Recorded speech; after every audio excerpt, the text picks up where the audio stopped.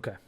Hey everybody, welcome back. My name is Ryan, and today we are going to be watching another episode of The Expanse. This is Season 3, Episode 9, I believe. The episode today is going to be called Intransience. I don't even know how to say this. Intransigency? I don't even know. I've never ever seen this word before in my life.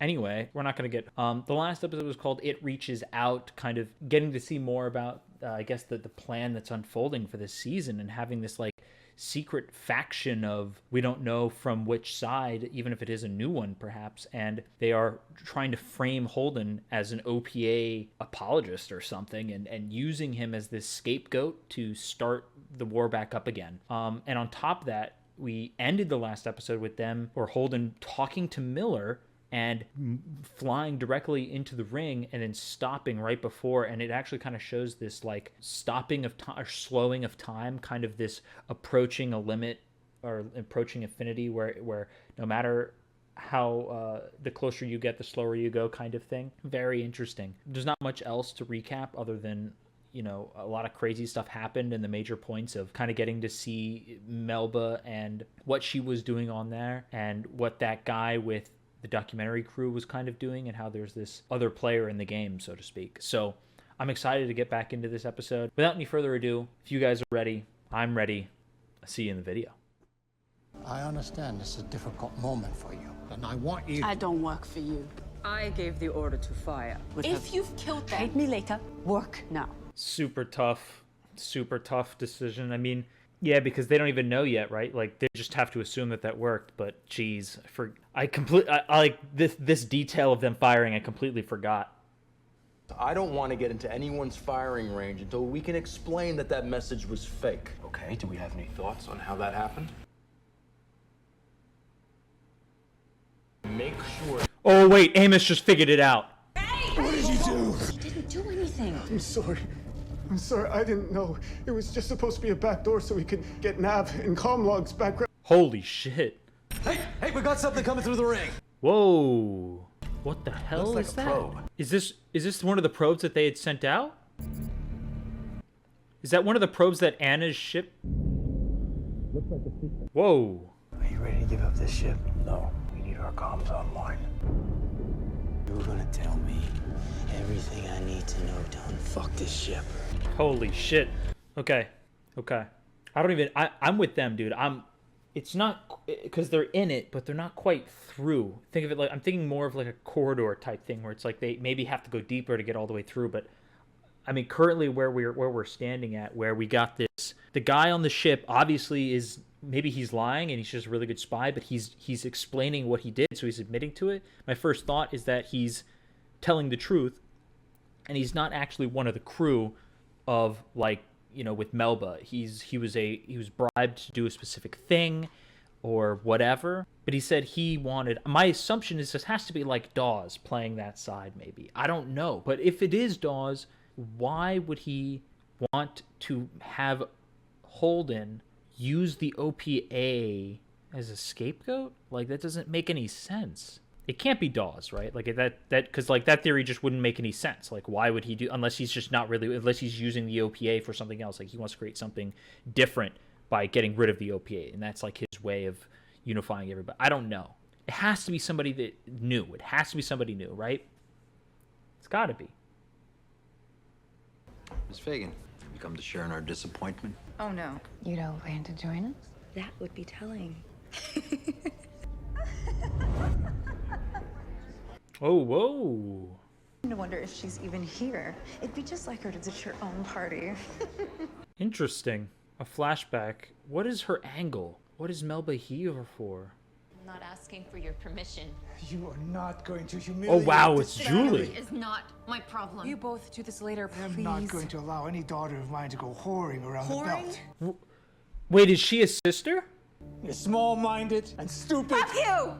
We'll pick up next year once your sister comes to her senses. Holy shit, that's her sister. Whoa. Yo, holy shit. What an absolutely insane twist. That is her sister? Holy shit, dude. That's insane. Wow. Okay. Now that makes a lot more sense. I don't know how it makes more sense, but it somehow makes more sense. More information is always good, I guess. Will this help you fix the comms? Damn if I know. That's a Naomi thing. Yeah, I knew you were gonna say that. All right, I'll take it from here. I'm gonna ask you this once, and then I'm gonna kill her. How do I fix my ship? Answer me! Holy shit. Alex, what now? The Shusen just launched a couple of probes. I'm not interested in being caught. Match their course and speed. That other probe. It's not going through the ring. It's heading towards the bubble.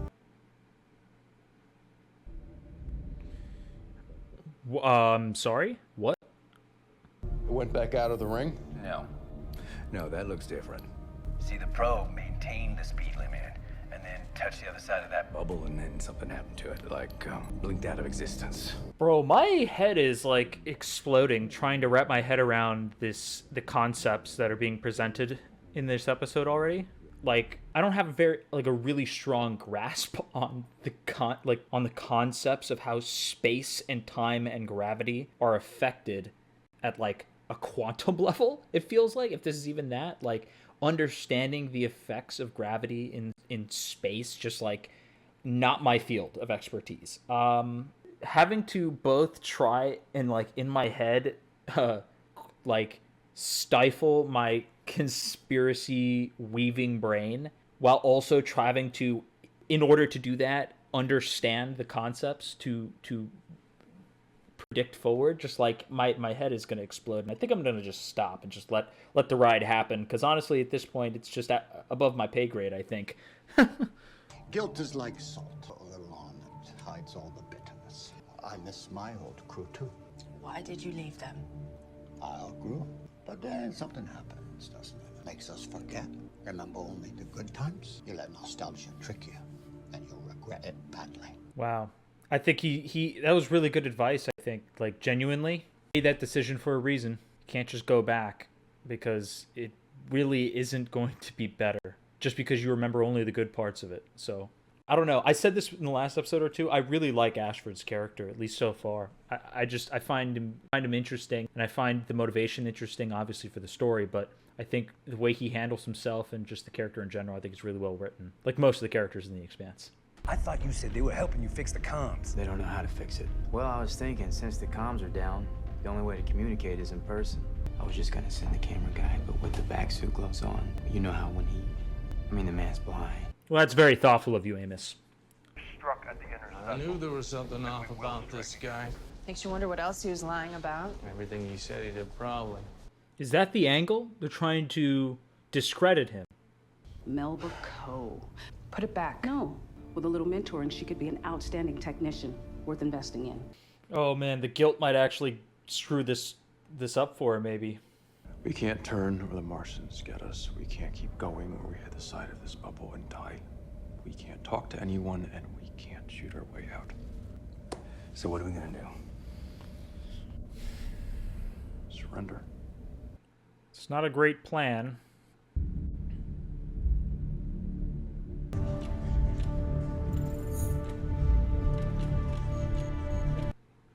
Ashford does not trust Naomi still. He thinks she's going to try and get off the ship and go to the Rossi. This is your moment. We are the belt. We are strong. This moment belongs to us.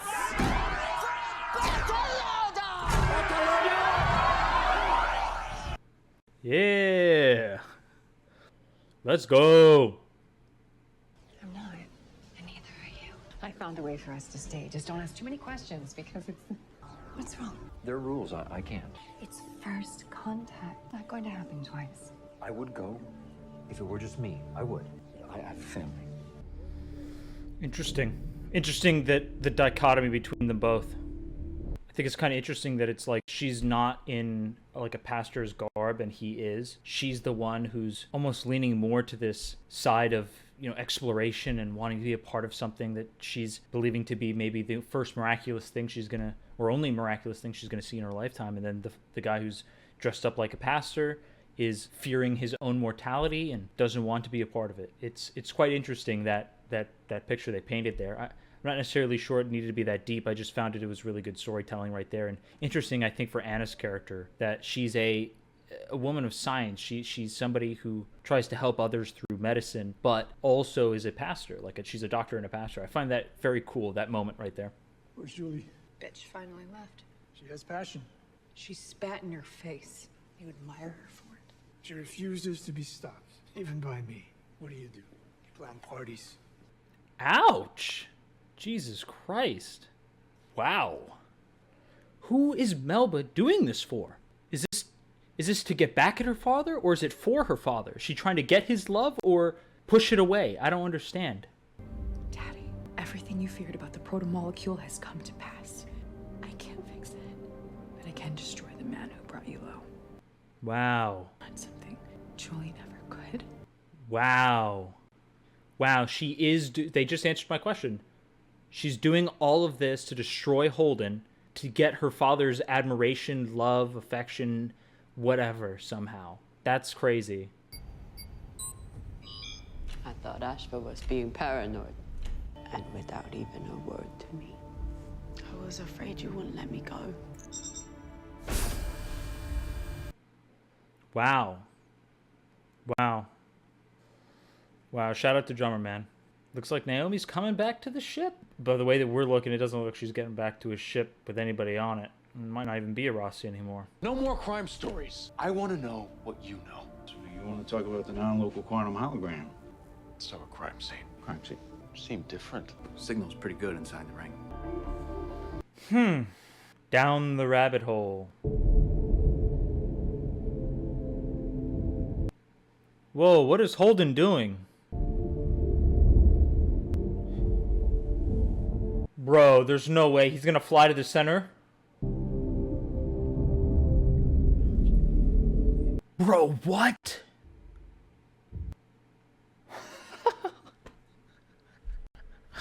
Oh, dude. Why do I expect anything different? Jesus. And what an absolutely mind-bending episode this was. We're getting into the thick of it, people. Miller doing that breakdown for Holden at the end just like summed up the entirety of my feelings in that beginning part, where I was like having such trouble trying to figure out what the hell is going on like a conceptual level of how the science works.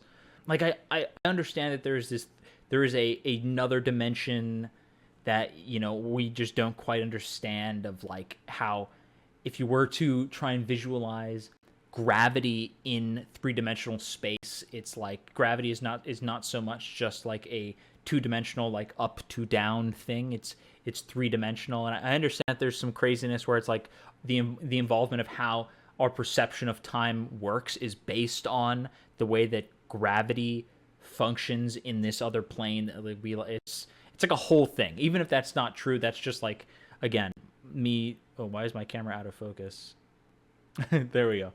But yeah, the episode was crazy, man.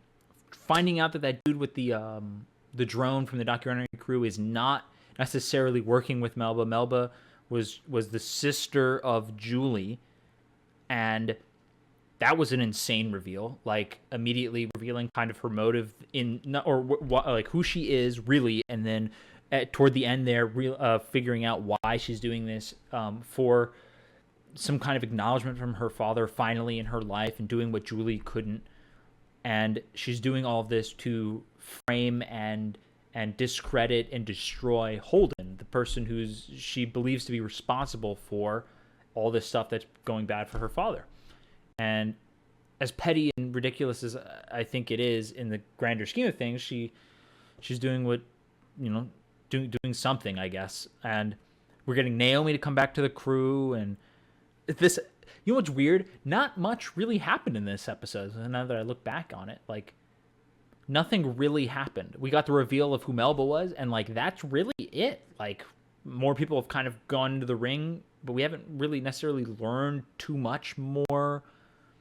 We're not moving. Like, a lot of this kind of happened all within like smaller rooms, conversations that took place about what they should do rather than the action of actually doing anything. But yeah, even still, I was really in it. for an episode that didn't have much going on compared to other episodes that we've had in this season even. It's quite impressive. This is how you know that a show has great storytelling, where you can spend 40 minutes just listening to dialogue and a little bit of flashbacks, and the story doesn't necessarily progress anywhere. We've taken kind of like Holden going into this ring where things have slowed down, and we've taken a baby step, and now he's jumping out on the ship and jumping into the nucleus of whatever the heck this ring is. Although it wasn't a ring to us, we perceived it as a ring, but like I was saying before, it almost is this 3D space that they are in. It's this bubble, right? It's almost like if you were to think of it like a fishbowl, right? And the back half of it is painted like the back of the ring, like that blue part, and the front is a reflection, right? It's like a mirror. So like you're seeing space around it, and it's camouflaged in, and you see only the back side of it, maybe. I don't know. It's really odd. It's like a two-way mirror or something, like going into it. Anyways, yeah. There's not much else. I don't have much else for you guys. This episode was crazy. Conceptually, although not much plot necessarily was pushed forward. Interesting stuff involving Melba's character and learning more about who she is and her motivations. But yeah, if you guys stuck around, I appreciate it. And yeah, that's all I got. So I'll see you guys in the next one.